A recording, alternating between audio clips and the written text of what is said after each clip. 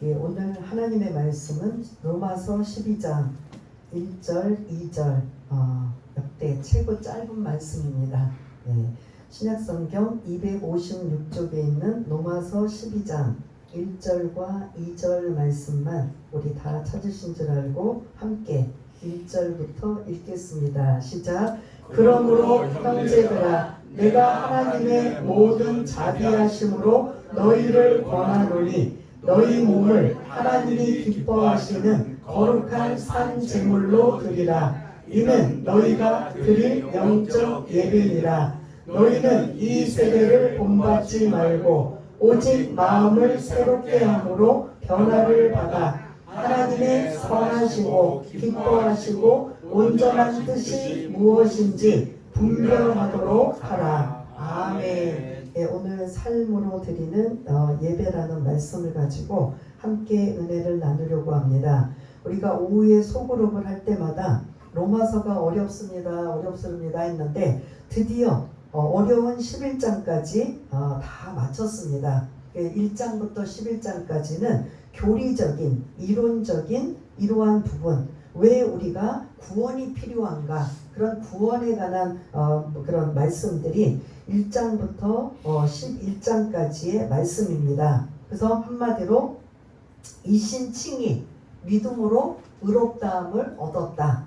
그래서 우리는 그냥 예수님이 우리를 위해서 오시고 사시고 죽으시고 이 모든 일을 우리는 믿습니다 라는 그 믿음 하나 때문에 우리는 자연적으로 뭐가 됐어요?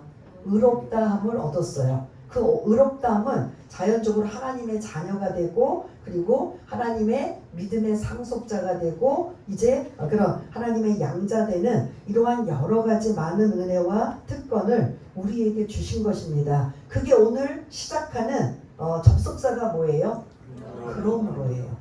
그러므로 형제들아, 그러므로라는 이 말 속에는 이 1장부터 11장까지가 다 압축되어 있어요.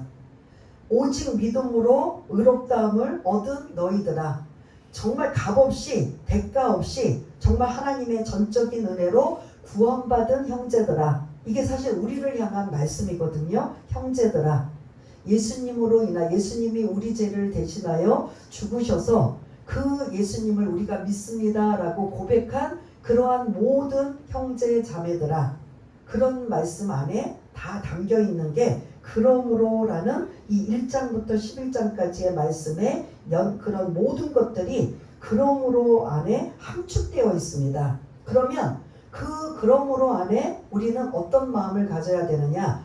곧 우리는 하나님의 의롭다함을 얻었고 자녀가 되는 권세를 얻었고 그리고 우리가 양자된 믿음의 그러한 상속자가 되고 이런 많은 은혜와 특권을 주신 것에 우리는 하나님의 은혜입니다 라고 고백할 수밖에 없다라는 거죠. 그래서 그러므로 형제들아 라는 이 말 속에 여러분들이 더는 제가 말씀을 1장은 어떤 말씀이고 2장은 어떤 말씀이고 하지 않아도 오직 우리는 은혜로 뭘 받았어요?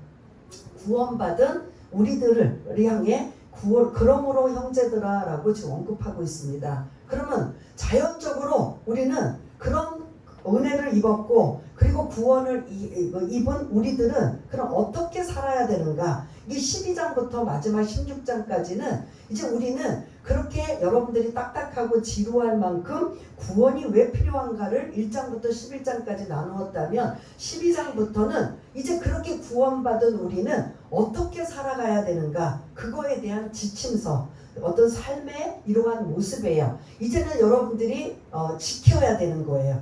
1장부터 11장까지는 우리가 이론적인 것, 교리적인 부분에 대해서 계속 알고 배우고 익혔다면 오늘부터 12장의 말씀은 저와 여러분들이 이제 이 말씀대로 살아가는 게 저와 여러분들의 숙제라고 볼 수가 있습니다. 이전에 차라리 어렵고 딱딱한 교리적인 말씀이 더 낫겠다. 이제는 이 12장부터는 우리의 영적인 거룩한 부담감이 사실은 있는 말씀이라고 볼 수가 있습니다. 그래서 그러므로 형제들아 라고 하면서 하나님의 자비하심으로 권하노니, 그래서 일단은 로마교회 교인들을 향한 말씀이고 2차적으로는 누구를 향한 말씀이에요? 우리들을 향한 말씀인 거죠. 하나님의 자비하심으로 권하노니라고 건면하노니라고 하면서 이제 하나님이 기뻐하시는 너희 몸을 하나님이 기뻐하시는 뭐로 드려라? 산 제물로 드려라. 제물은 구약에 쓰는 용어예요. 양을 잡아다가 양을 죽여서 그리고 그것을 태워가지고 하나님 앞에 드리는 건데 우리를 그렇게 제물이 되라고 하는데 앞에 뭐가 붙었어요? 한 단어, 한자가. 예, 제물, 구약의 제사 제물은 죽여서 드리는 건데 우리는 죽을 수가 없잖아요. 천국 가는 그날까지 우리가 죽지 않고 이 땅에 살아가는 동안 우리는 그냥 하나님께 드리는 제물이 되어라. 하나님이 기뻐하시는 너희 몸을 하나님이 기뻐하시는 산 제물로 드려라 라고 아니라 제물로 드려라 라고 했으면 우리가 다 죽어야 되지만 산 제물, 이 땅에 살아가는 동안 우리가 어떠한 마음의 자세를 가져야 되느냐? 그 제물과 같은 마음으로 우리가 하나님 앞에 드려야 된다. 그래서 이것은 이는 그 다음에 뭐라고 나와요? 너희가 드릴 영적 예배입니다. 이 영적이 여러분들 그냥 우리가 스피리추얼 해가지고 예배는 다 영적으로 드려야 돼 라고 생각하는 그 단어 외에 여러분들이 자기 성경을 갖고 계시면 그 영적이라는 단어 앞에 수식어 뭐가 3번인가? 저는 3번이라고 써 있어요. 여러분들은 몇 번으로 써 있어요? 2번. 그럼 그 2번을 저 밑으로 한번 찾아보세요. 그 밑으로 쭉 내려가면 2번이든 3번이든 거기에 뭐라고 써 있어요? 또는 부여와 지혜와 합당한. 네? 3번은 합당한. 네. 자기 성경 0 앞에 뭐라고 2번 써 있는 사람은 2번을 찾고 3번 쓴 사람은 3번을 찾는 거예요. 그러면 똑같은 대답이 나와야 돼요. 어떤 대답? 합당한. 그러면 영적이라는 게 합당한이라는 소리예요. 이는 너희가 드릴 합당한 예배입니다. 그래서 이 예배가 여러분들이 생각할 때 오늘 충격적인 말씀, 예배는 주일날 아니면 수요일이고 새벽이고 와서 드리는 예배는 그냥 교회에 와서 아니면 구역 예배도 사실 있겠지만 여러분들 생각에 예배는 어디 와서 드리는 게 예배다? 예? 성전, 교회에 와서 드리는 게 예배다. 특별히 이제 주일을 중점으로. 그런데 오늘 본문의 말씀은 주일날 아니면 성전에서 드리는 예배도 예배지만 여러분들의 각각의 직장이나 가정이나 학업이나 여러분들이 머물고 있는 그곳에서조차 삶으로 드리는 예배가 되어야 된다는 소리예요. 왜냐? 하나님 앞에 거저 값없이 구원받은 그 은혜가 너무 귀하고 감사해서 이제 우리는 어떻게 살아야 되느냐? 삶으로 드리는 예배의 삶을 살아야 된다. 그게 1절 말씀이에요. 이게 이제 하나님의 관계거든요.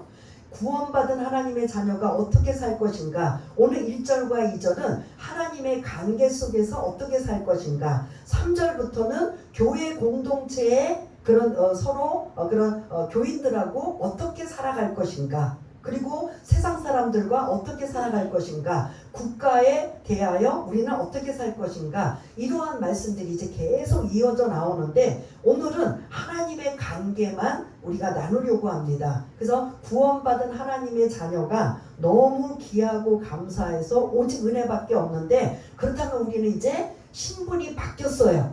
이해되시죠? 세상의 자녀가 아니에요. 세상 속에 있던 종의 자녀 이러한 자녀가 아니고 이제 저와 여러분들은 누구의 자녀예요? 하나님의 자녀가 되었으면 이제 하나님이 원하시는 삶으로 드리는 예배의 삶을 살라라고 지금 말씀하고 있는 걸 볼 수가 있습니다. 그래서 요 1장이 1장부터 11장까지가 기초공사를 한 거예요. 예를 들어 건물을 짓는다면 1장부터 11장 왜 구원이 필요한가에 기초공사를 했다면 12장부터 이제 우리가 계속 이어져 나가는 말씀은 그 기초공사 후에 이제 뭐가 입혀져야 돼요?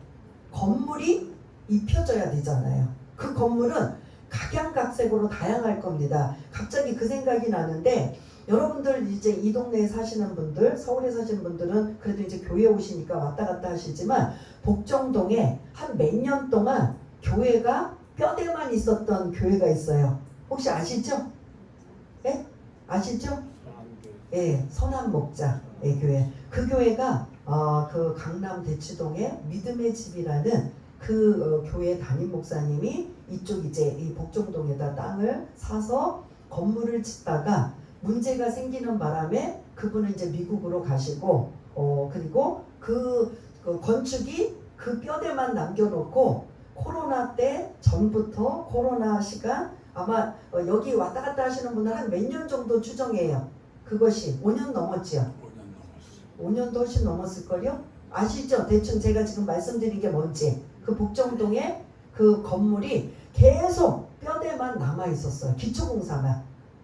그리고 그냥 그 골조만 계속 우리가 지나다니면서 모르는 사람들이야 아니 왜 저 건물은 왜 계속 짓지 않아? 라고 하지만 저 같은 경우는 그게 교회 건물인데 짓지도 못하고 그냥 중단되어서 목사님도 부재 중이시고 그리고 이 모든 것들이 수도파다 보니까 그 교회가 이제 나중에 후임자 목사님이 오셔서 선한 목자 교회로 이제 이름을 바꾸고 그렇게 지금 이제 굉장히 큰 교회로 성장한 것을 볼 수가 있는데 마치 여러분들이 오늘 12장에 있는 말씀 이제 이 말씀대로 살려고 우리가 몸부림치지 않으면 기초공사만 마치 그 복정동에 그 뼈대만 있었던 그거 볼 때 여러분 지나다니면서 볼 때 보기 좋았어요? 안 좋았어요? 예? 어떠셨어요? 예? 모르시는 분들도 계시겠지만 일단 복정동에 그 오랫동안 그게 이제 조그만 건물도 아니고 큰 건물이었잖아요. 그게 그냥 골조만 계속 몇 년 동안 5년이 넘도록 남겨두었을 때 여러분들 지나가면서 다른 것도 아니고 교회 건물인데 저게 빨리 완성이 되고 그리고 또한 후임자가 빨리 오셔서 했으면 좋겠다. 그게 골조만 볼 때는 계속 저도 그런 생각을 했단 말이에요. 그런 모습이 1장과 11장까지 저와 여러분들이 구원에 대한 개념과 지식과 이해와 이런 것으로만 알고 있고 오늘 12장부터 우리가 이 말씀대로 살려고 완벽하지는 않지만 노력하고 애쓰지 않으면 우리는 어떤 상태로만 머물 수밖에 없다? 건물을 못 짓고 기초공사만 한 상황밖에 안 된다. 근데 이제 오늘 12장 오늘 이 말씀으로부터 시작해서 저와 여러분들이 그 예수 그리스도의 기초공사를 이루어진 그곳에 아름다운 뭐가 이제 세워져요? 건물이 이제 여러분들의 그런 모습들이 이제 아름다운 건물들로 이제 바뀌어지는 이러한 모습의 첫 번째 말씀이 삶으로 드리는 예배로 이어져라. 그래서 우리가 주일날 예배 드리는 그 예배뿐만 아니라 그 예배에 여러분들이 주일을 기점으로 해서 한 주간 계속 그 여러분들의 직장과 가정과 사업장과 학업과 여러 가지 여러분들이 머무는 그곳에 삶으로 드리는 예배가 되어야 된다라는 이 말씀을 오늘 주고 계시는 걸 볼 수가 있습니다. 그렇다면 어떻게 사는 게 삶으로 드리는 예배입니까? 이런 질문이 나올 수 있잖아요. 삶으로 드리는 예배? 이미 부담감이 막 여러분들이 밀려올 것이고 그리고 그거는 도대체 어떻게 살아야 되는가 라는 말씀이 올 때 그게 2절 말씀이에요. 2절 말씀이 세 가지로 등장합니다. 첫 번째는 너희는 이 세대를 뭐 하지 말라? 본받지 말라. 이 세대는 이 세상을 본받지 말라예요. 이제 저와 여러분들이 이 땅을 디딛고 살지만 우리들이 사는 영역이 이제 영적으로 달라졌어요? 안 달라졌어요? 예수 믿기 전에 세상 사람들과 똑같이 살았는데 예수 믿고 나서 구원받은 저와 여러분들은 세상 사람들과 똑같이 사는 것 같지만 사실은 다르다라는 소리예요. 다르다. 그래서 너희는 이 세대를 본받지 말라라고 할 때 이 세대는 이 세상이에요. 너희는 이 세상을 뭐 하지 말라? 본받지 말라. 그리고 이 세상을 앞에 쓰시고 악한이라고 나와요. 너희는 이 악한 세상을 뭐 하지 말라? 본받지 말라. 그 세상에 대해서 요한일서 2장 16절에 보면 여러분들이 너무나 잘 아는 아담과 하와가 뱀의 꼬임에 빠져 하나님이 먹지 말라고 한 선악과를 따먹을 때 그들의 감정 상태가 어떤지 기억나세요? 먹음직도 하고 보암직도 하고 탐스러울 정도. 그것이 이제 요한일서 2장 16절에 가면 그 말씀을 그대로 어떻게 하냐면 육신의 정욕, 안목의 정욕, 이생의 자랑으로 바뀌어요. 그래서 요한일서 2장 16절에 보면 이 세상은 어떤 세상이다? 육신의 정욕, 안목의 정욕, 이생의 자랑, 그런 보암직도 하고 먹음직도 하고 자랑거리로 가득한 곳이 이 세상이다. 요한일서 2장 16절은 그렇게 말씀하세요. 근데 에베소서 2장 1절, 2절, 3절에 보면은 그는 너희를 허물과 죄로 죽었던 너희를 살리셨도다. 예수님이 우리를 어떠한 상황에서 우리를 살리셨다고요? 허물과 죄로 있었던 상태에. 근데 2절에서는 세상을 뭐라고 표현하냐면 이 세상의 공중 권세 잡은 자가 이 세상을 주관하고 있다는 거예요. 그래서 그 이 세상에 주관하는 공중 권세 잡은 자, 즉 다른 말로 누구예요? 사단의 지금 이 세상의 영역은 사단이 하나님이 허용하신 세상이에요. 그 사단이 조종하고 그 사단의 이러한 그런 권력의 힘에 의해 이 땅이 존재하고 있는 거예요. 그래서 이 세상의 풍조를 따라가도록 만들어 놓은 게 이 땅의 삶이에요. 근데 이게 우리는 몰랐잖아요. 전혀 우리가 예수 믿기 전에는. 근데 성경에 에베소서 2장 1절, 2절, 3절에 보면 이 땅의 상태의 모습이에요. 사단 마귀가 이 세상을 그 공중 권세 잡은 자로 조종하고 있고 이 세상에 우리는 그것도 모르고 풍조를 따라 살아가는데 그 풍조가 지금 가장 최고의 풍조가 뭐예요? 여러분들 지금 21세기를 살아가는 이 세상의 풍조 가장 뭐만 있으면 우리는 살 수 있다. 그렇죠. 뭐니 해도 돈만 있으면 그게 교회 안에까지 들어와서 돈만 있으면 권력만 있으면 뭐 능력만 있으면 그게 이 세상의 풍조를 따라가는 이러한 것이 세상적인 모습이라는 거죠. 또 하나 이제 에베소서 2장 1절 2절 말씀을 나누고 3절의 말씀에는 어떤 말씀이냐면 육체의 욕심을 따라 사는 게 이 세상의 모습이라는 거예요. 그러면 좀 정리하자면 세상은 육신의 정욕, 안목의 정욕, 그리고 이생의 자랑거리로 살아가는 게 이 세상이고 그 다음에 또 에베소서의 말씀을 본다면 이 세상의 주인은 사실은 잠시 하나님이 누구에게 허용하셨다고요? 사단에게 허용해 주셔서 이 세상의 공중 권세 잡은 자가 우리 안 믿는 모든 자들이 밥이었었어요. 근데 우리가 예수를 믿고 나니까 이제 그들은 우리를 어떻게 한다? 경계하고 우리를 무너뜨리기 위해 갖은 방법과 술수를 써요. 그래서 우리가 예수 믿고 하나님의 자녀가 되었는데 그 이 세상의 풍조를 잡고 이 세대를 본받고 아무 의식 없이 살면 결국은 우리는 하나님의 자녀라고 하지만 여전히 누구에 이끌려서 사는 거예요? 이해가 되시죠? 사단에 이끌려 사는 거예요. 그러니 이전에 너희들이 예수 믿기 전에 너희들의 그 삶을 이제 예수 믿고 난 이후로는 그 세대, 이 세상을, 이 악한 세상을 뭐 하지 말라? 본받지 말라는 소리예요.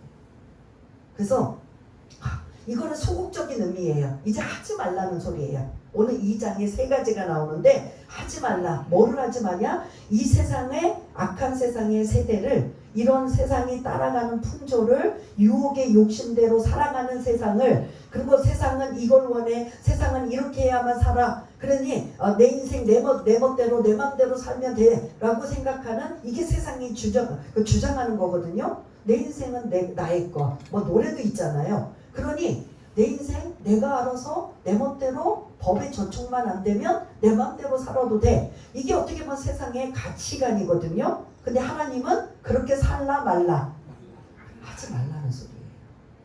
하나님 말씀대로 살라는 소리예요. 그래서 오늘도 첫 번째 말씀 구원받은 하나님의 자녀라면 그 구원이 은혜가 너무 귀하고 감사하고 정말 그게 그냥 잊지 못하는 그 은혜라고 생각한다면 이제부터 너희들은 삶으로 드리는 예배의 삶을 살아야 되는데 그게 첫 번째 너희는 먼저 이 세대를 이 악한 세상을 뭐하지 말라 본받지 말라. 그래서 여러분들은 거꾸로 살아야 돼요.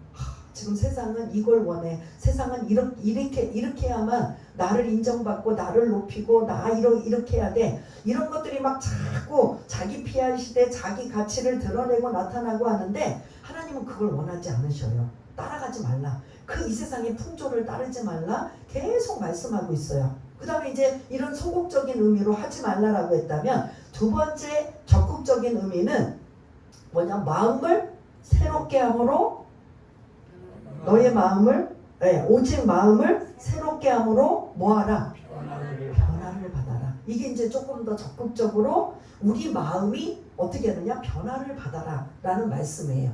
마음. 우리가 그 아담과 그 하와의 원죄의 마음은 타락한 마음이에요. 그래서 우리 마음에는 사실은 이제 그 로마서 3장에 보면 우리의 입이 죄를 짓고 우리의 발이 죄를 짓고 우리의 눈이 죄를 짓는 내용들이 쭉 나와요. 원래 우리 본성은 그랬어요. 그런데 웬 은혜고 웬 감사인지 하나님의 자녀로 삼아 주셨으니 이제 그렇게 죄의 본성은 타락한 마음에서 자꾸 우리의 마음을 뭐하라? 변화를 받아라 라는 말씀이에요. 그럼 어떻게 변화를 받아요? 우리 안에 누가 계셔요? 성령님이 계시니까 이 말씀을 근거로 해서 나의 이런 악한 생각, 악한 마음, 악한 말들 이런 걸 성령님의 조명을 통해서 자꾸 도움을 요청하는 거죠. 성령님, 제 안에 계신 그 성령님이 나를 거룩하게 살기 위하여 이렇게 나를 성전으로 삼아주시고 우리 각자가 성전이에요. 눈에 보이는 이 성전도 있지만 눈에 보이지 않는 영적인 성전은 각각 여러분들 각자의 여러분 한 사람 한 사람들이 성전이에요. 그 성전 안에 지금 누가 계셔요? 성령님이 계셔요. 그러면 여러분들이 남의 목사님의 성령님, 뭐 누구 권사님의 성령님을 자꾸 요청하는 게 아니라 누구의 성령님을 요청해요? 내 안에 계신 여러분들 안에 계신 성령님의 도우심을 받아서 자꾸 내 안에 악한 마음, 악한 생각으로 자꾸 나오는데 성령님 도와주옵소서. 그런 마음들이 오늘 로마서 12장 2절에 있는 말씀처럼 오직 마음을 새롭게 함으로 변화를 받는 이러한 마음은 성령님의 도우심밖에 없습니다. 그래서 성령의 열매가 몇 가지가 있어요? 9가지 열매가 어떻게 보면 2단계에 해당된다고 볼 수가 있어요. 첫 번째는 세상의 풍조, 세상의 악한 것들을 뭐하지 말라? 본받지 말라. 이게 소극적인 의미라면 좀 적극적인 의미는 이제 나도 모르게 계속 나오는 눈으로 짓는 죄, 입으로 짓는 죄, 내 발로 짓는 죄, 여러 가지 그러한 죄악상, 하나님이 원하지 않는 이러한 것들, 마음 생각들을 자꾸 어떻게 하느냐? 성령님으로 인하여 십자가에 자꾸 못 박는 작업을 하는 거예요. 눈으로 짓는 죄, 입으로 짓는 죄. 우리가 남에 의해 내가 강팍해지기도 하고 내 스스로 욕심 때문에 강팍해지기도 하고 여러 가지 예수 믿기 전에 나의 삶의 모습이 그대로 예수 믿고 난 다음에 예수 믿었다고 다 변했어요? 안 변했어요? 예? 여러분들 다 변했었어요? 안 변하셨어요? 안 변하니까 성화를 이뤄가야 된다라는 말씀인 거죠. 오늘 말씀이 사실은 성화예요. 사실은 성화. 하나님 관계 속에서 난 어떻게 살아야 되느냐? 이 세상을 본받지 말라.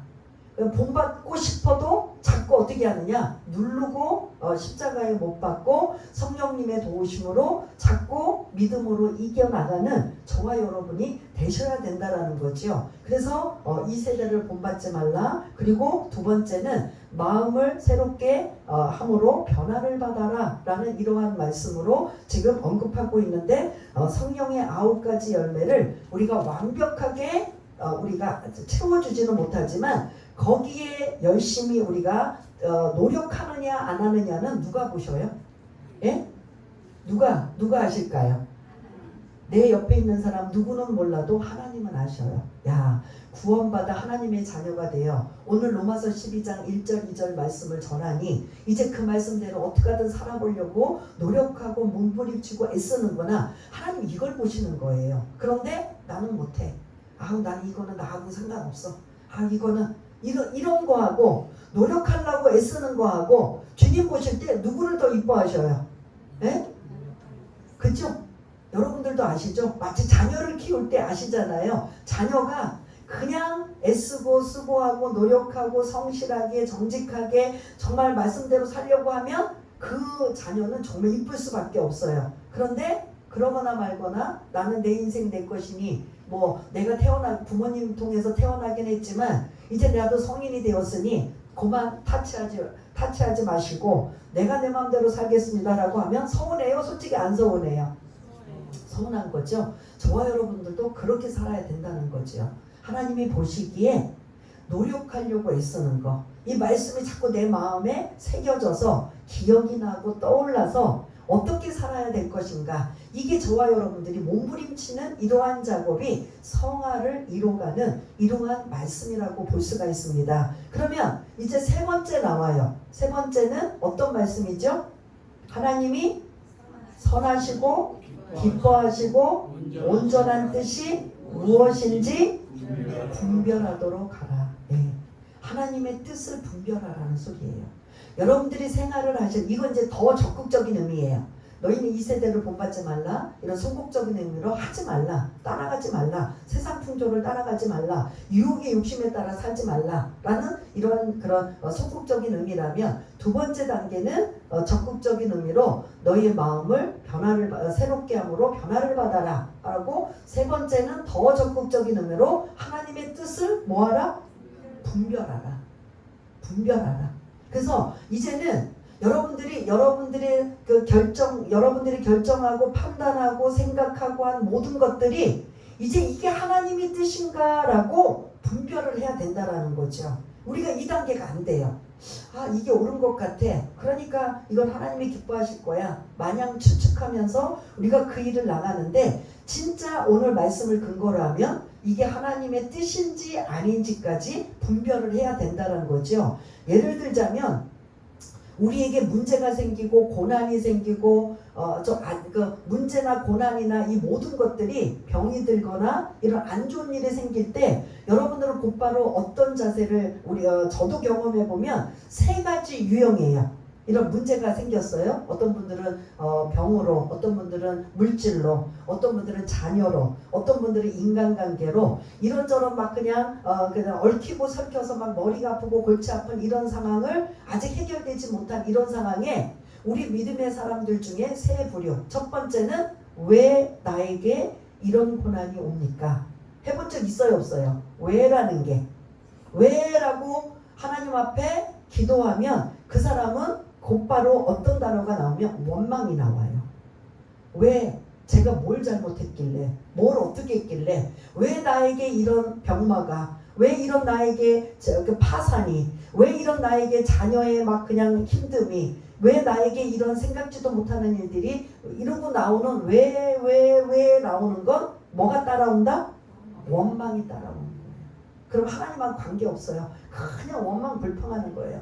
왜 이렇게 저한테 생각지도 못하게, 나는 나름대로 신앙생활했고 나름대로 그래도 하나님 앞에 충성했는데 왜 나에게 이런 하면 이게 원망으로 시작해서 원망으로 끝날 수밖에 없어요. 두 번째 유형은 뭐냐면 어떻게 해야 됩니까?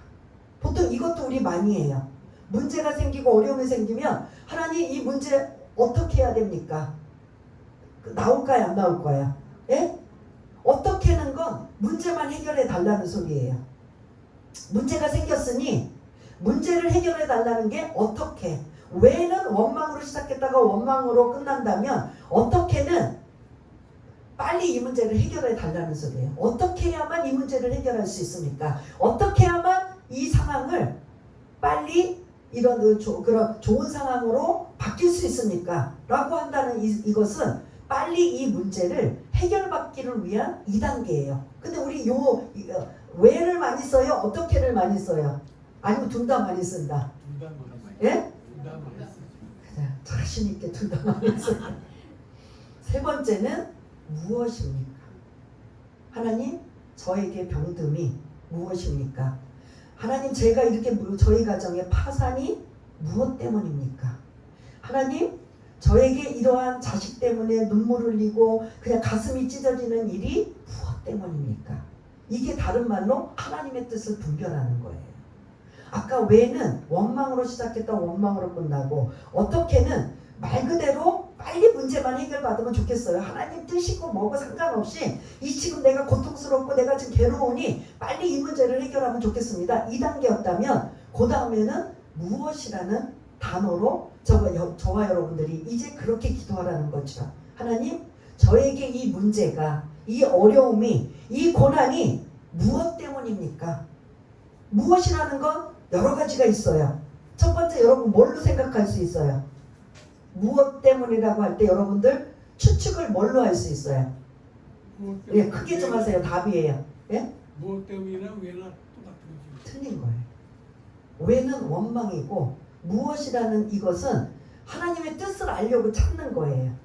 왜는 그냥 짜증이 나고 힘들고 왜 나에게 이런 막 이러면서 막 그냥 그런 원망이라면 무엇이라는 건 그 근본을 알고 싶어하는 거예요. 왜 이런 병마가 이런 문제가 이런 고난이 왜 생긴 건지 왜라는 거예요. 무엇 때문에 생긴 건지 분명히 이게 하나님의 뜻인 것 같은데 어떤 문제로 인하여 일어나는 건지 무엇이라는 단어가 나온다면 예를 들어서 요셉이 죄를 그 형들의 미움에 팔려서 미움을 사서 팔려갑니다. 애굽이라는 나라에 팔려가서 보디발의 종으로 살다가 또 억울하게 뭘로 살아요? 감옥에 들어가요. 그럴 때 요셉은 왜라고 할 것 같아요? 아니면 어떻게라고 할 것 같아요? 무엇 때문이라고 할 것 같아요? 당연히 성인이니까 성경에 나오는. 그래서 오죽하면 보디발의 집에서 그 보디발의 아내가 유혹할 때도 내가 어떻게 하나님 앞에 득죄하오리까 라고 하면서 누구를 의식해요? 하나님을 의식해요.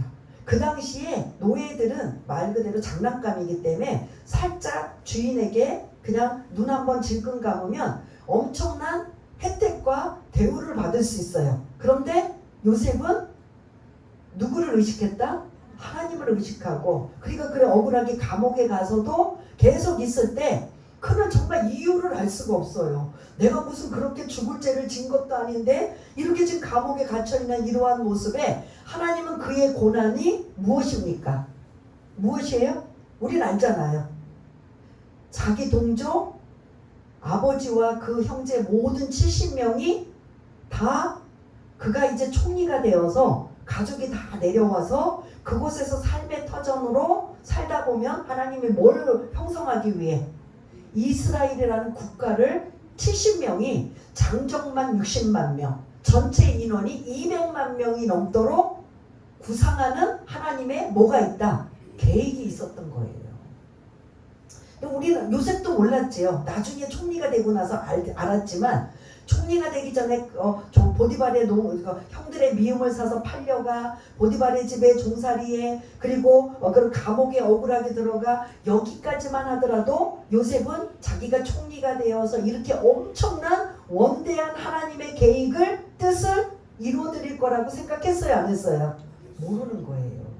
그런데 나중에 형들을 만나고 보니까 하나님의 이러한 계획과 뜻이 있었구나 나중에 알은 거예요. 그래서 오늘 이 요셉을 근거로 해서 본다면 저와 여러분들이 힘들고 어렵고 정말 생각지도 못하는 이러한 고통이 온다면 여러분들은 하나님 앞에 어떤 단어가 써져야 된다?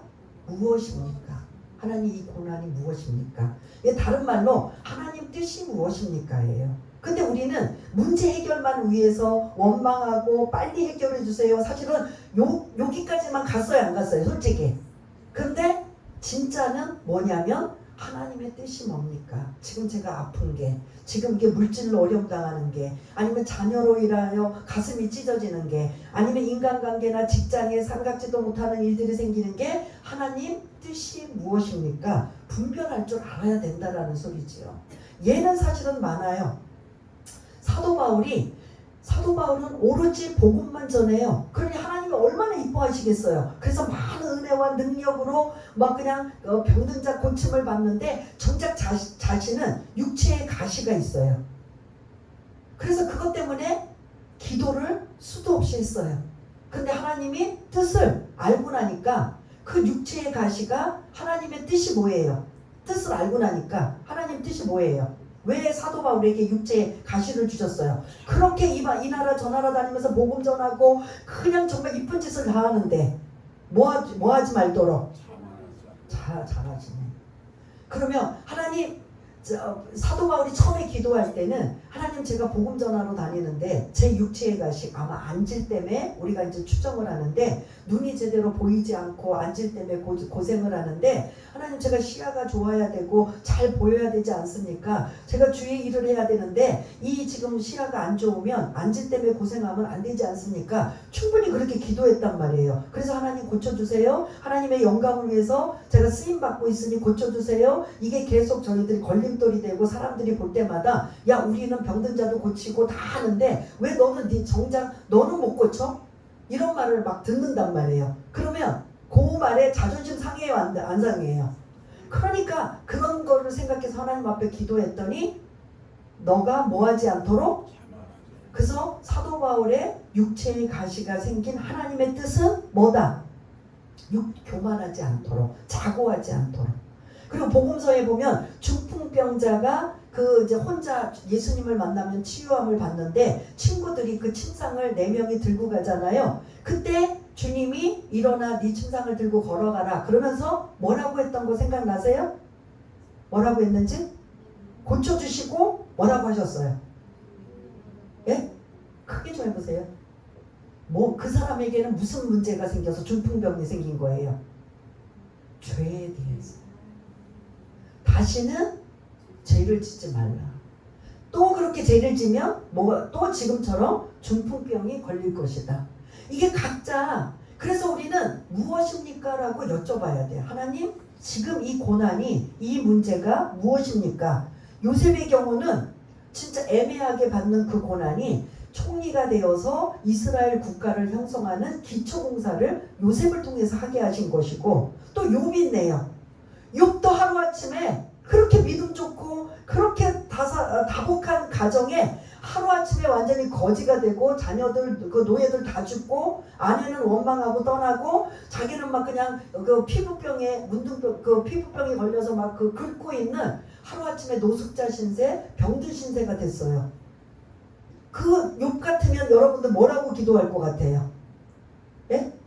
하나님 제가 신앙생활 잘못한 것도 아니고 혹시 우리 아이들이 죄를 지었어 생일잔치를 하면 파티를 하니까 혹시 문란하거나 술을 먹으면 실수도 할 수 있으니까 자녀들이 생일이 끝나고 나면 반드시 하나님 앞에 제사를 드려서 속죄제를 드려요. 하나님 우리 자녀들이 혹시 잘못한 거 있으면 용서해 주세요. 이렇게까지 한 사람이 누구다? 욥이에요. 그런데 여러분들이 아시는 것처럼 그렇게 엄청 부자고 자식도 많고 그냥 뭐 하는 사람들이 존경받을 만한 믿음 좋은 사람이에요. 흠잡을 데가 없어요. 근데 하루아침에 자식도 다 죽어. 재산 다 날라가. 그리고 자기는 마누라는 이제 저주하고 떠나가. 본인은 막 피부병에 걸려서 기와장으로 자기 몸을 긁고 있어.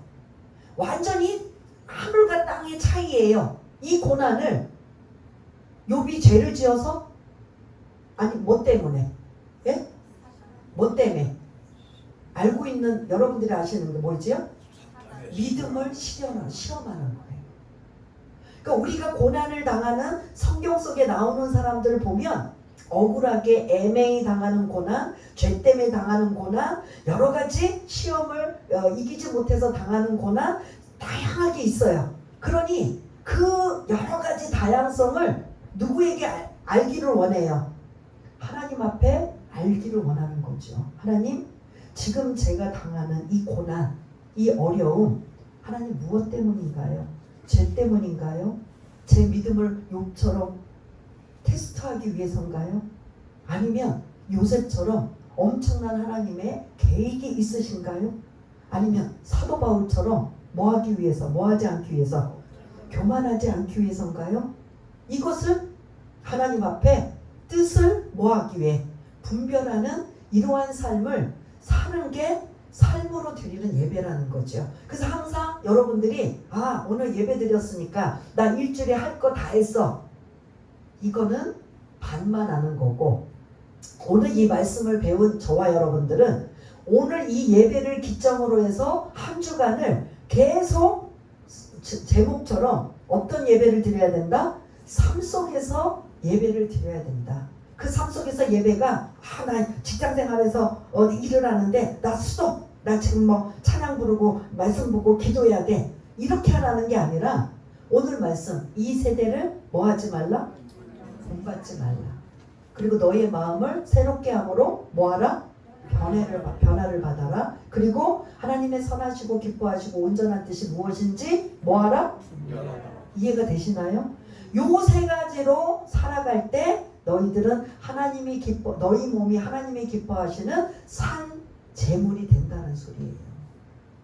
그래서 이제 앞으로 이제 계속 여러분들의 말씀들이 이제 계속 지침서가 나올 터인데 오늘 말씀은 삶으로 드리는 예배의 삶을 살라. 이거를 지금 가르쳐주고 계시다면 나도 이제 이렇게 100% 완전하게는 못하지만 우리가 이제 하나씩 조금씩 이 말씀을 여러분들이 뭐합니다? 의식을 해야 돼요. 기억을 해야 돼요. 일단 모르는데 어떻게 살아요? 그죠? 그러면 이전에 있는 말씀을 기억해야 돼요. 너무 길으니까 저는 이제 이 말씀을 준비하니까 막 외우지만 여러분들은 첫 번째 어떻게 하느냐? 이 세대를 본받지 말라. 이거 어려워요? 안 어려워요? 이걸 쭉 토시 하나 안 틀리게 할 필요는 없으니까 이 세대 본받지 말라. 그리고 마음을 새롭게 변화를 받아라. 마음을 새롭게 해라. 변화된 마음을 가져라. 세 번째는 하나님의 뜻을 분별하라. 요 세 가지가 여러분들이 한 주간에 묵상이 되어져야 돼요. 그래서 이걸로 내가 삶으로 드리는 예배의 삶을 살라고 하나님이 우리에게 해도 되고 안 해도 되고 아니라 당연히 뭐 해야 된다? 해야 된다. 해야 된다. 오늘 또 날도 더운데 교회 왔더니 그래서 예배 드려서 예배 좀 드리려고 했더니 무거운 숙제만 좀 주고 계시네. 머리 아프네. 골치 아프네. 라고 생각한다면 여러분들에게 유익이 안 되고 오늘 이런 말씀이 있었구나. 이런 말씀이 나에게 주셔서 내가 세상 사람들은 우리나 그들이나 눈이 볼 땐 다 똑같아요. 그러나 하나님이 보실 때는 구별된 삶을 살라는 말씀이거든요. 그들은 세상에 속해 있는 자예요. 예수 믿기 전에는 하나님의 자녀가 되기 전에는 죄송한 얘기지만 누구의 자녀예요? 사단의 자녀예요. 사단의 밥이고 사단이 종로를 타고 사단이 하라는 대로 이 세상 풍토를 따라가고 유혹의 욕심을 따라 살아가고 육신의 정욕, 안목의 정욕, 이생의 자랑으로 어떻게 하면 내가 다른 사람을 짓밟아서라도 이기고 승리해서 성공해서 잘 먹고 잘 살까? 이게 세상의 방법이라면 하나님은 그렇게 살지 말라. 이 악한 세대를 세상을 본받지 말라. 그렇게 살지 마. 그 다음에 어떻게 하느냐? 우리의 마음이 악한 마음, 자꾸 악한 생각들을 자꾸 어떻게 하느냐? 십자가에 못 박고 하나님이 주신 마음으로 채워야 되는 게 성령 충만한 마음인 거죠. 그게 성령의 9가지 열매. 그 다음에 마지막 중요한 하나님의 뜻을 분별하는 거예요. 좋은 일이 있든 어떤 상황이든 뭐든 여러분들은 하나님 이거 뭐예요? 이렇게 질문하는 거예요. 막 좋은 일이 있어도 하나님 이거 뭐죠? 또 안 좋은 일이 생기면 하나님 이거 뭔가요? 무엇인가요? 이러면서 하나님 뜻을 분별하는 거예요. 죄 때문에 내가 지금 당하는 고난인가? 교만하지 않기 위해서 당하는 고난인가? 믿음을 테스트하기 위한 고난인가? 상 주기 위해서 복 주시기 위한 고난인가? 많아요, 사실은. 오늘 그 믿음의 선진들을 예를 제가 다 안 드려서 그렇지 굉장히 많아요. 그래도 우리의 핵심은 뭐다? 하나님의 뜻을 분별하는 자. 그래서 여러분들이 좋은 일이 생기면 좋은 일이 생기는 대로 하나님 이게 뭐예요? 왜 이렇게 좋은 일이 생겨요? 이러고 영광 돌리면서 또 무슨 뜻인지 알기 원하고 또 안 좋은 일이 생기면 하나님 이 문제를 통해서 제가 무엇을 알기를 원합니까? 이게 저와 여러분들의 살아가는 방법을 알려주면 이제 알려줬으면 여러분들이 이제 뭐 해야 돼요? 그대로 실천하며 나갈 때 여러분들이 이제 오늘 이 말씀들이 하나씩 쌓여지면 나도 모르게 성화되는 삶을 이루어가는 이러한 모습을 볼 수 있는 거예요. 그래서 여러분들이 한 주간은 요 2절에 있는 말씀 1절은 삶으로 드리는 예배가 되어야 된다. 왜냐하면 우리 구원받은 하나님의 자녀이기 때문에 그래서 세상 사람들과 다르게 하나님의 자녀라면 이제 삶으로 드리는 예배가 되어야 되는데 그 삶으로 드리는 예배는 2절 말씀이다. 몇 가지요? 3가지 말씀이다. 이해가 다 되시죠? 오늘 이 말씀을 기억하시면서 하나님 이 말씀이 오늘 그냥 예배 드리고 뭐 성전 문 밖에 나가면 그냥 다 까먹고 잊어버려서 무슨 말씀인지 기억도 못하는 상황이 아니라 혹시 기억이 안 나면 본문을 다시 한번 읽어보시고 2절밖에 안 되니까 그걸 좀 더 알기 원하면 이제 뭐 하시면 돼요? 예? 유튜브를 다시 한번 들으시면 돼요. 그래서 여러분들이 이제는 내 거가 돼야 돼요. 저는 계속 알려주고 전할 뿐 실천하고 내 거가 되기 위해서는 여러분들이 그걸 받아 먹어서 나에게 양약이 되려면 여러분들이 이제 뭐 하셔야 돼요? 여러분들이 실천하셔야 돼요. 내가 실천하느냐 안 하느냐에 따라 이제 차이는 엄청나게 차이가 납니다. 오늘 똑같이 들으셨는데 누구는 이걸 지키려고 노력하다가 정말 거룩한 단계로 가고 누구는 그러거나 말거나 그냥 설교니까 그냥 내가 할 수 없이 듣는 거지 뭐 지키기는 뭐 이러고 했으면 그는 그냥 아까 말씀드린 옛날 선한 목자의 어떤 모습? 어떤 모습이 된다? 흉물 같은 뼈대만 남는 기초공사밖에 안 된다는 거예요. 기초공사는 다 돼요. 왜냐하면 예수님 때문에 우리가 구원받았기 때문에. 근데 우리가 오늘 삶으로 드리는 예배 그리고 우리가 다음 주 계속 말씀을 배우는 걸로 자꾸 건물을 입히면 이제 어떤 건물이 된다? 하나님이 보시기에 아름다운 건물이 되는데 오늘부터 여러분들이 이거를 지키려고 몸부림치고 완성까지는 아니어도 애를 쓰면 아름다운 건물이 지어져 가는데 그게 안 되면 그냥 흉물스러운 기초공사만 계속 머물러 있는 이러한 모습이 되는 걸 여러분들이 기억하시면서 나도 나의 아름다운 건물을 짓기 원합니다. 나만의 아름다운 건물 이것이 하나님이 보시기에 아름다운 모습이라면 저와 여러분들이 그렇게 살아가는 우리 모두가 되시기를 바라겠습니다. 우리 한번 잠시 시간이 좀 많이 갔지만 우리 한번 반주에 맞춰서 여러분들이 말씀드린 것 그리고 그렇게 살기를 다짐하고 결심하며 성령님의 도우심을 받아 살기 위해서 우리 한번 잠시 기도하는 시간을 갖겠습니다. 할렐루야. 사랑이 많으신 하나님 아버지 1장부터 11장까지 기초공사로 우리가 어떻게 구원을 받았는가라는 전적인 하나님의 은혜였다면 이제 은혜 받은 하나님의 자녀인 우리가 어떻게 살아갈 것인가 그 첫 번째가 삶으로 드리는 예배의 삶을 살기를 원하는 이러한 말씀을 주셨다면 이제 이 세대를 이 세상을 본받지 말라 그리고 너희가 마음을 새롭게 함으로 변화를 받아라 그리고 하나님의 선하시고 기뻐하시고 온전한 뜻이 무엇인지 분별하라 라는 이 세 가지의 말씀이 마음판에 새겨지고 묵상되어져서 또 여러분들이 잊어버릴 경우에는 여러분들의 핸드폰에 성경이 기록되어 있으니 그 성경을 또 찾아보고 또 더 자세히 알고 싶으면 또 유튜브를 다시 한번 들어보며 내가 어떤 아름다운 나만의 그러한 건물을 지을 것인가 이것이 하나님이 기뻐하는 모습이라면 그렇게 살아가는 우리 모두가 될 수 있도록 성령님 도와주옵소서. 성령님 말씀이 생각나게 하옵소서. 성령님 그 말씀이 나의 마음판에 새겨져서 그 말씀에 순종하며 살아가는 우리 모두가 될 수 있도록 주님 도와주옵소서. 하나님 아버지 감사합니다.